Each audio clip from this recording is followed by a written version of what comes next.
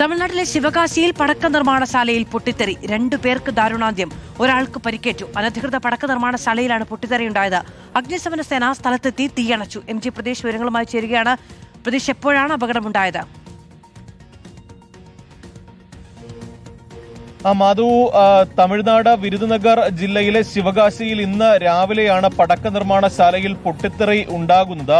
ശിവകാശിക്കടുത്തുള്ള ചെങ്കമലപ്പട്ടിയിൽ എന്നുള്ള സ്ഥലത്താണ് ഈ പടക്കം നിർമ്മിച്ചുകൊണ്ടിരിക്കെ പൊട്ടിത്തെറി ഉണ്ടായത്. 2 പേർ സംഭവ സ്ഥലത്ത് വെച്ച് തന്നെ മരിച്ചു എന്നതാണ് നമുക്ക് ലഭ്യമാകുന്ന വിവരം. ഒരാൾക്ക് ഗുരുതരമായി പൊള്ളലേറ്റു. അനധികൃതമായി പ്രവർത്തിക്കുന്ന പടക്ക നിർമ്മാണശാലയാണ് പൊട്ടിത്തെറിച്ചത് എന്നതാണ് പ്രധാനമായും മനസ്സിലാക്കാൻ കഴിയുന്നത്.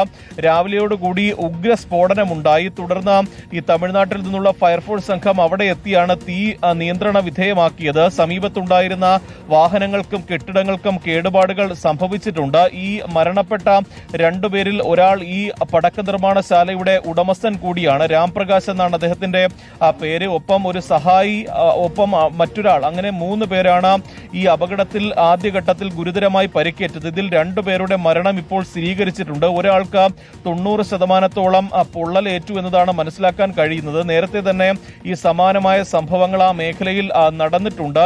പക്ഷേ അനധികൃത പടക്ക നിർമ്മാണശാലകൾക്കെതിരെ നടപടി കർശനമാക്കുന്നുവെന്ന് പറഞ്ഞു. അതുമായി ബന്ധപ്പെട്ടുള്ള പരിശോധനകളൊക്കെ തന്നെ നേരത്തെ വ്യാപകമായി നടന്നിരുന്നു. പക്ഷേ പിന്നും സമാനമായ ദുരന്തം തമിഴ്നാട് ശിവകാശി മേഖലകളിൽ ആവർത്തിക്കുന്നു എന്നതാണ് ഏറ്റവും പ്രധാനപ്പെട്ട കാര്യം.